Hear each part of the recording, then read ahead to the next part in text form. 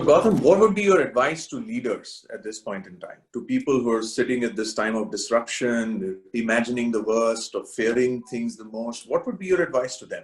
Personal advice, more as leaders and less as leaders and people and less as corporation head honchos or whatever.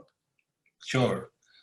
Look, I think there are a couple that come to mind, Umang. First is, as I was in this, that I do these CEO forums, and somebody said this beautiful thing that, look, fear and anxiety is natural when you're going through a crisis like this, but let the fears not conquer us. So we have to execute despite the fears. And I think the execution has to be paramount despite the fears.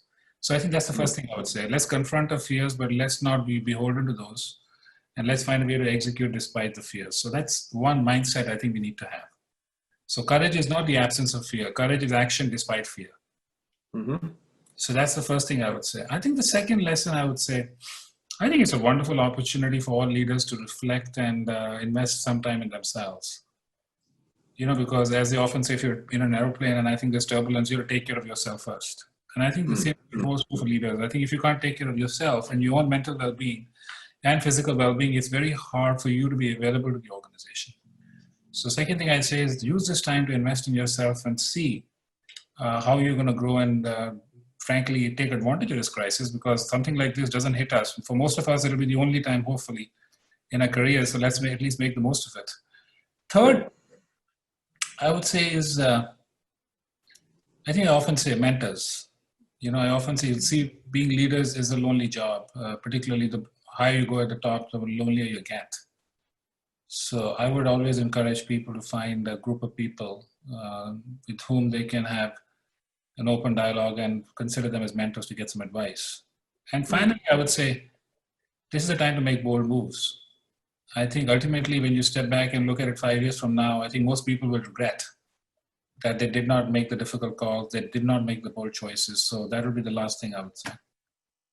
Gautam, one of the things that you said very early to me in my career was manage your energy, right? Not your time. And I think that has at least held me in good stead. And I'd like to thank you for that.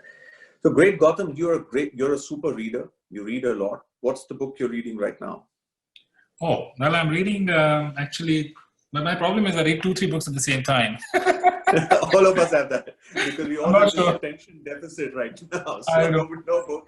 I'm not sure that's a good habit, but the one that I'm reading I find intriguing is a book called Principles. It's written by Ray Dalio. I don't know if you know Ray Dalio. He was the founder of Bridgewater. And, no, I'm not. I've not versed with him. Yeah. Actually, what's funny, what is amazing about the book is Bridgewater is one of the fiercest capitalistic hedge funds, right? That's basically was built to make money. And yet you look at this book and it feels like to me the Gita of the capitalistic world, because what this guy, after he's spent his entire life building this firm, talks about principles to lead business and lead life. And I think that really struck me. Because if you think about it, I think as leaders, we all have a set of principles that drive us. We never make it explicit. Right? So for example, somebody may say, we have to work hard in life. Okay, that's a principle. You have to make the most of every opportunity you get. That's a principle. So what this guy has done is he's basically written down all his principles. And I think it makes for an excellent reading. So that's the one I'm reading right now. Super. I just read Power of Moments. I don't know if you ever read that book, Gautam. It was written by two brothers. The Power of Moments. What is it about? How you can, and it's about how you can change your engagement within employees and between people just with the moments that you have with each of them. So the book was written in 2018, and I somehow never got around to reading it. But it's a great guide on how organizations can build a better rapport with people. And how you create recognition events, right? This whole thing about it being spontaneous, and they have this word called break the script, right? So when you're trying to recognize something or you're trying to do something for someone, just go out of way to do it, because those moments stay with people. And there was also this other thing that I really thought was very simply stated. And we all know it, but the way the book brought it out was excellent. And they said, there's a reason why companies do well in crisis. And suddenly you find that there's this magic team glue that's suddenly working. And what goes up in crisis, Gautam, is responsiveness. Yes. Right, to each other. And if we are able to maintain the same responsiveness right? And in our usual existence, you typically do not have issues of engagement between teams. So it was very insightful the way they brought this whole concept out, saying that responsiveness is the biggest thing that builds trust between teams. So I found that pretty endearing. And then the fact that crisis. Yeah, no, Umang, you make a very interesting point, because one thing, I don't know if you feel that way, but I think we've been all surprised by how much more individuals have been able to do in this crisis, and you kind of wonder.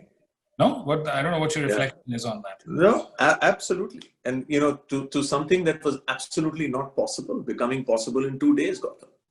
Yeah. Right, we've basically all been doing this, and you have gotten your whole thing is about meeting clients, right? And overnight you've made this transition, right, into meeting clients virtually, into having these type of sessions with them, where you're talking to them, guiding them. And I think it's remarkable. The possibilities are endless if we can imagine them. I think it's just that, and I agree with you. But so great, Gautam. I think lovely to have a chat with you. Any parting thoughts, Gautam, on the road ahead for all of us? No, I think the only parting thought I'd say is, I think this is a leadership moment. I think if you go back to look at Winston Churchill, Winston Churchill was a hero only in the World War. He was never seen as a leader before the World War, and he was never seen as a leader after the World War. So I think this is an opportunity for every Cipla person to be the Winston Churchill of the Corona crisis. That's right. I hope you're not promoting an anarchy within Cipla. Not at all. But I think it's a moment to surprise yourself. I often say, what will you do now that 2 years from now you look back and say, wow, I surprised myself. Correct. And we'd love to see this year and remember this year, not only because of what it caused, but the power of being able to reimagine ourselves, the power of making the most out of what we could in this year. And I think that's... One other thought one that struck me, I take this opportunity also to frankly compliment all the Cipla colleagues, because as what you guys are doing to contribute to managing this crisis, whether it's the antivirals or whether it's frankly all the other things that the company is doing, I think it's truly remarkable. Thank you for that. And I remember the other day I was on some WhatsApp group actually. Thank you, Gautam. And somebody was saying, do you know somebody at Cipla? Because we need this drug and this and that. And I could see, that's the real difference that you're making to people's lives at this time. And I think it's quite important. Thank you, Gautam. Thank you. For each and every employee at Cipla, this will mean a lot, because I think this truly comes out with a spirit of caring for life. But more than anything else, Gautam, thank you for taking time out. I know everyone's rushed calendars is, exact time slots for calls, but you made the time today. Lovely having a chat. I hope to see you sometime in person and have this chat over a cup of coffee. And keep well, Gautam. Keep well till then, and thank you. Thanks for inviting me.